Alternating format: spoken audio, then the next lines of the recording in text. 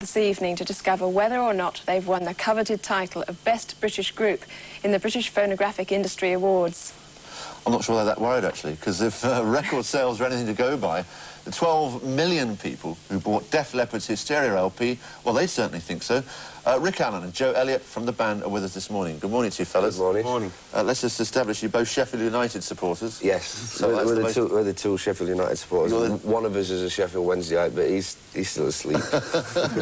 The extraordinary thing, and I know it's been said before, is that anywhere in America you go, you two are absolutely huge, and it's absolutely true that you've done what Whitney Houston and Michael Jackson failed to do. Well, you tell us what you've done. 2 album sales. Yeah, two albums back-to-back that have sold more than 7 million copies, which is, you know, it's a fantastic achievement anyway, but for us to do it is... Apparently we're the first band in the history of sort of rock music to do that, which is great. So it's a peculiar thing, and it must have you guys shaking your heads and wondering why, because you're very British. Yes. And yet, you're not exactly legends in Britain, but you are in America. Yeah.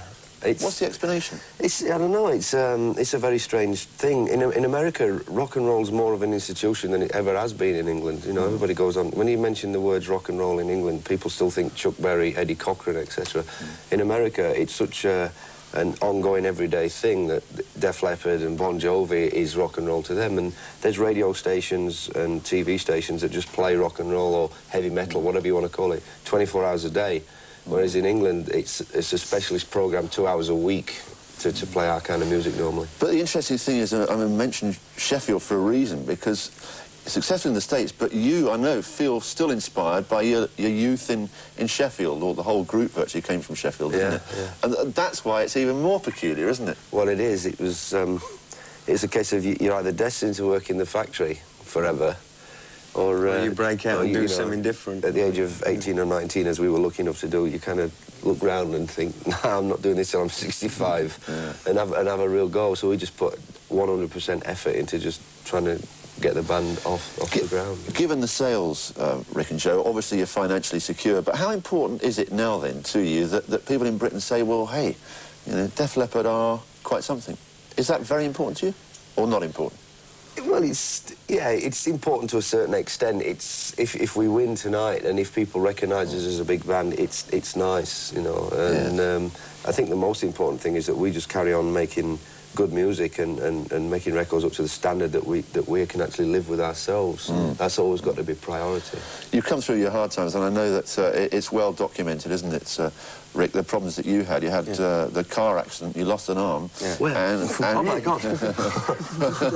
Well, I know you've had this story before, but almost immediately you adapted, and there was a special drumming kit made for you, wasn't there?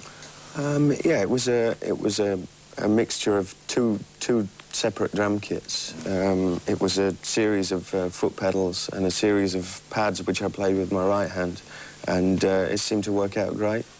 And now I obviously had to adapt my style a little bit, but I play pretty much the same way that I did before. It happened very quickly. I mean, we must praise you, because you must have had an incredibly positive attitude about the whole thing.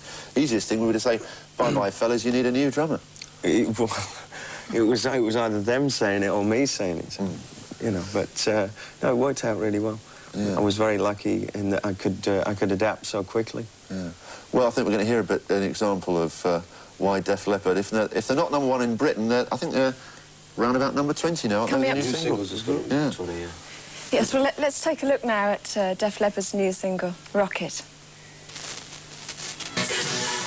Joe, Rick, I noticed an awful lot of pop stars from my sort of teenage days. I counted quite... There was Gary Glitter, David Bowie, Slade... Yeah, Mott the Hoople, Alex Harvey. What's it all about? I mean, why give them so much time? Have your video? The whole song is basically like a trip through our kind of childhood, you know, our musical roots, so to speak, around about 72, 73, all the kind of stuff that we grew up listening to. And it just was, we thought, fitting to put it all in the video, seeing as they were basically all in the song. Well, that's great that you can give you that It was a lot of fun. We just had to kind of go through a lot of library stuff to pick out all the best things. And also, so sort of make it a bit like the rock and roll years, where we take some news articles, especially the bit where the girl throws the ink all over Edward Heath. It's the best bit in the video. Was that Charlie George scoring? It was, yeah, that was 71. Yes. We did have to kind of, you know, stretch it a come bit. out a little bit of 72. Well, thanks very much for coming in this morning, and I hope Pleasure. you're still awake when you actually get to the awards this evening. You're playing live, aren't you? Yes, we are, yeah. So best of luck with that, Thanks and very much. best of luck with hopefully winning the award. Brilliant. Right, Cheers. Thanks a lot. That's right, and here's one secret you two didn't know. And Tito Jackson, brother